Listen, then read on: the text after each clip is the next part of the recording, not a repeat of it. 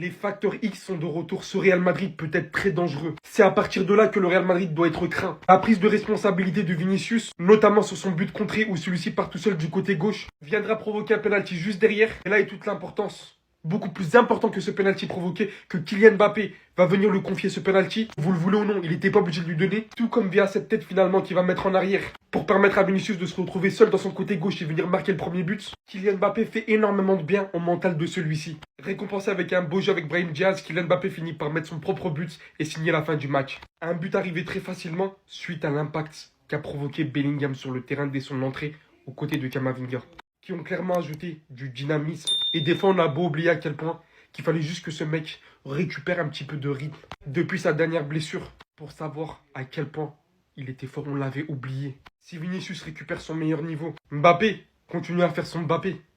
Marque depuis 9 matchs, qu'est-ce que vous voulez que je vous dise? Le retour de Bellingham-Camavinga, la paire qui peut faire très très mal sur le terrain. Franchement, là, je peux vous dire réellement que ce Real Madrid peut être très dangereux. Il est définitivement de retour. Ce soir, il a voulu faire passer un message. Je l'ai pas vu en feu comme ça depuis 2022, les gars. On l'a tous senti sur les derniers matchs, mais le match de Vinicius aujourd'hui, les gars, c'est un 10 sur 10. Dans ses prises de balles, dans la prise d'infos, dans les passes, dans les buts, il est encore buteur. L'année dernière, hyper critiqué et c'était mérité au vu de ses performances. Mais là, cette année, 8 matchs, 4 buts, 4 passes D, 8 matchs, 8 GA. Il est plus qu'impliqué devant. Sur ce but, regardez où il va prendre la balle. Vers le poteau de corner. Directement, il s'oriente vers le jeu. Il va en 1v1 contre le défenseur. En un crochet, il l'élimine directement. Il se met dans sa position préférée. À chaque fois que Vinicius est positionné comme ça, 80% du temps, c'est but. Très beau geste de Kylian Mbappé qui lui laisse le penalty parce qu'il est en train de faire un match énorme. D'ailleurs, la relation entre les deux joueurs, faut en parler. Franchement, ils se motivent toujours. Ils se donnent du respect. Il n'y a pas d'ego. Pourtant, à l'arrivée d'Mbappé au Real, on nous avait tous dit qu'il allait avoir des clans, que Vinicius et Mbappé, ils allaient pas jouer ensemble, ils allaient pas s'aimer, il y allait avoir des embrouilles. C'est tout le contraire. D'ailleurs, Mbappé aussi, il est buteur comme d'habitude, j'ai envie de vous dire. Mais vraiment, les gars, ce que je veux souligner avec Vinicius, regardez.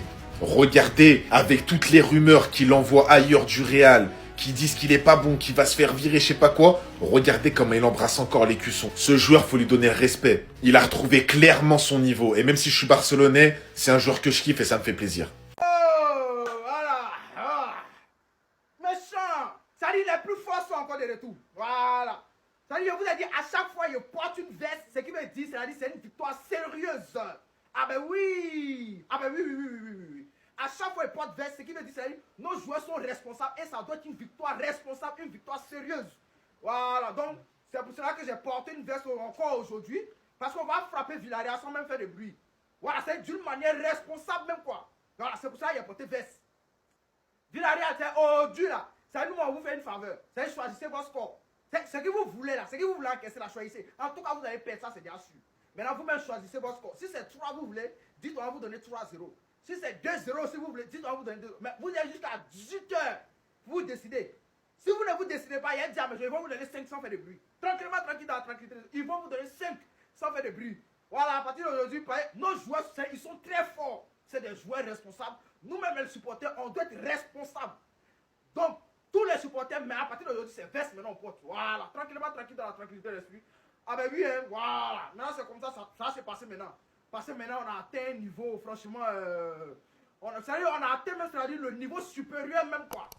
Donc maintenant, on doit être responsable maintenant. Voilà, donc, c'est un peu ça. Voilà, veste 14 pièces, tranquillement, tranquille, dans la tranquillité de l'esprit. Villarreal, vous allez passer au scanner sans faire de bruit. C'est moi qui vous dis ça. Tranquillement, tranquille, dans la tranquillité de l'esprit. Vous allez passer au scanner. Aujourd'hui, là, si vous avez trop fait, c'est un petit cadré, vous avez fait.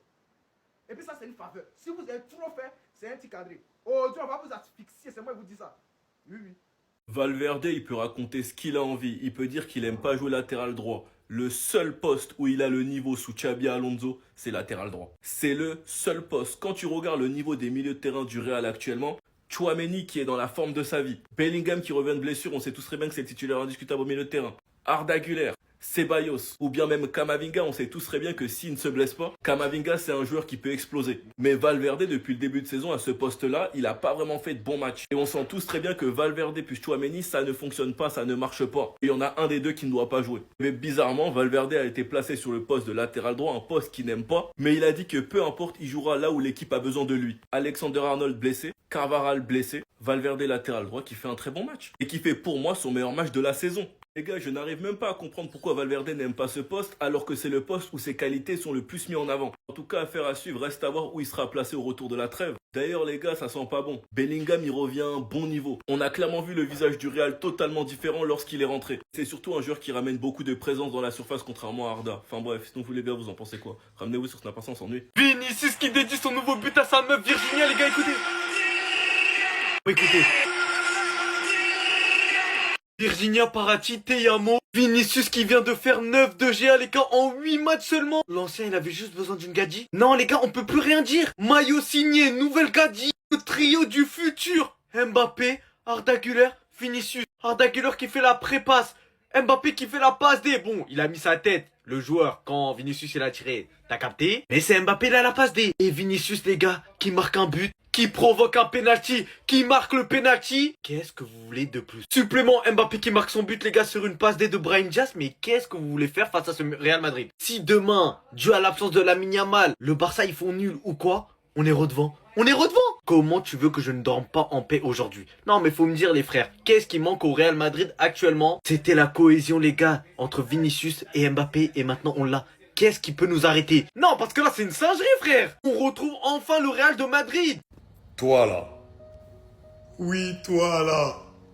Quand tu es comme ça, je t'aime et je ne peux que t'aimer.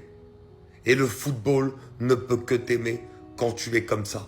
Quand tu utilises ton football de percussion, ton football de frisson, ton football de sensation. Parce que quand on a un Vinicius, même avec du déchet, hein, mais qui est remuant sur son côté, qui va toujours dans le 1 contre 1, qui cherche à faire des différences, et ben naturellement, la plupart des attaques du Real Madrid, elles viennent de son côté. Parce que c'est lui qui crée l'espace par le dribble, parce que c'est lui qui fait des différences. Et il sait le faire. Et il a montré à Mourinho qu'il savait le faire aujourd'hui. Mourinho, le joueur de Villarreal, je parle, hein, pas l'entraîneur. Parce que ce qu'il lui a fait la première fois, où ça lui a valu un carton jaune, en le prenant de vitesse sur son côté, bah, il lui a fait la deuxième fois la même chose, et Mourinho, il est tombé dans le piège. Parce qu'en fait, quand il te passe en vitesse, c'est tellement humiliant, t'as envie de mettre le bras, t'as pas envie de le laisser passer. Et un joueur, même quand il a un jaune, il oublie ça. Et au final, ça vaut carton rouge. Donc il a donné le carton rouge à Villarreal dans un moment où son équipe en avait besoin. Il a marqué, évidemment, de manière un peu chanceuse, parce que le ballon a été contré, et il a eu le penalty qu'il a aussi marqué de manière chanceuse. Mais ce que je veux dire, c'est que toute cette chance-là, il l'a provoquée. Et le rouge qui a fait beaucoup de bien à son équipe parce que Villarreal venait de marquer, c'est lui aussi qui l'a provoqué. Énorme Vinicius, et quand il est à ce niveau-là, on l'adore. Quand Dieu décide que ce soir ce sera ton soir, tu peux rien faire contre. Je me suis amusé à regarder un match en total hate watch, il n'y avait rien à faire. Il n'y avait rien à faire. La chance a tout simplement souri à Vinicius. Dans le jeu, il fait un très bon match, il a posé beaucoup de problèmes à Villarreal, mais il a eu un taux de chance et un taux de réussite énorme. Rien que le premier but de Vinicius en deuxième mi-temps qui débloque le match et qui l'ouvre, c'est sur une frappe contrée. C'est sur une frappe contrée. Je vous l'ai dit les gars, quand Dieu veut que tu réussisses, tu vas réussir, il n'y a rien à faire contre. Comme si ça suffisait pas, il obtient un penalty. D'ailleurs, très beau geste de Mbappé car il l'a laissé tirer. Le gardien plonge du bon côté, il la touche, mais elle rentre quand même, elle passe en dessous de lui. Elle passe en dessous de lui. Et la cerise sur le gâteau, il fait expulser le joueur adverse. Moi, je trouve personnellement que le carton jaune, il était très sévère, car c'est un ballon que Vinicius avait perdu. Et surtout, on a très bien vu qu'il en rajoute à mort. C'est, je pense, pour ma part, la hate watch qui m'a le plus frustré. Car qu'est-ce que tu veux faire? Quel plaisir tu veux prendre quand tout sourit à Vinicius? Quand tout ce que Vinicius fait passe, même quand c'est les mauvais choix. En tout cas, c'est un match qui va lui redonner énormément de confiance. Il a été le meilleur attaquant ce soir et il finit homme du match. Enfin bref, sinon vous les gars, vous en pensez quoi? Ramenez-nous sur Snap, on s'ennuie.